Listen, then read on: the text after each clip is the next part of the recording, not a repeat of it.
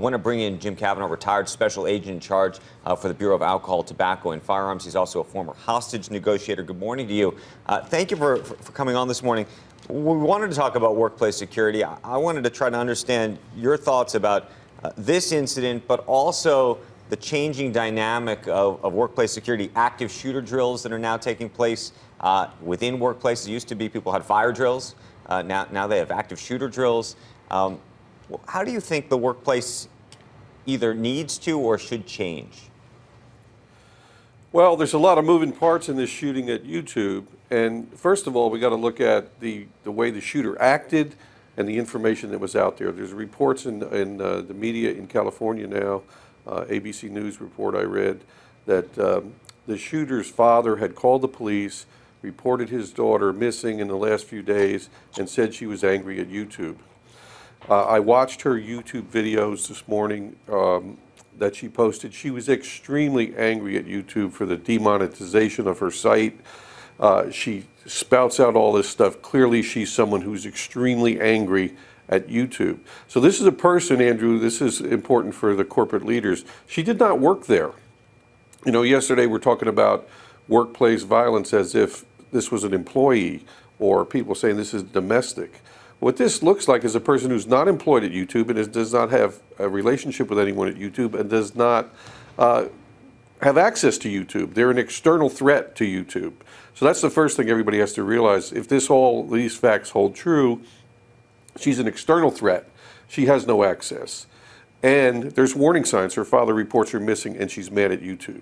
So that information, was it ever given to YouTube? We don't know. If it was, you know, they could have or should have maybe acted, maybe they never received it, we don't know. But the issue that for corporate leaders to know is when you get information about something like that, it's always going to be pretty subtle. If it had come in, would you have done something?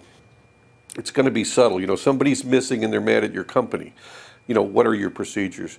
This was an open courtyard.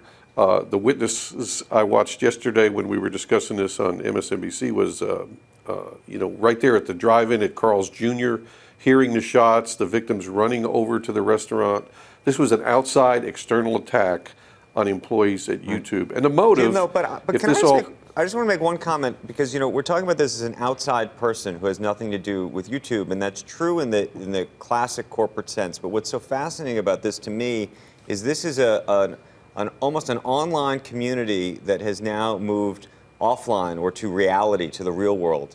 That in many ways, this individual thought that they were part of YouTube or part of this community, this platform, this culture, and then were somehow pushed off of this platform and culture, almost like a fired employee might feel, or somebody who was part of a group that was then, you know, given the hand and said, you know, you're not supposed to be here.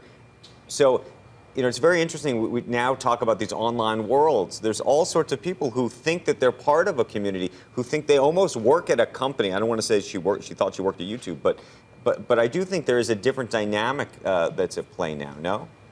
Oh, no, I think it's a great point. I mean, in our new digital world, people do feel a tight connection to all of the technical companies, digital companies, part of a larger community.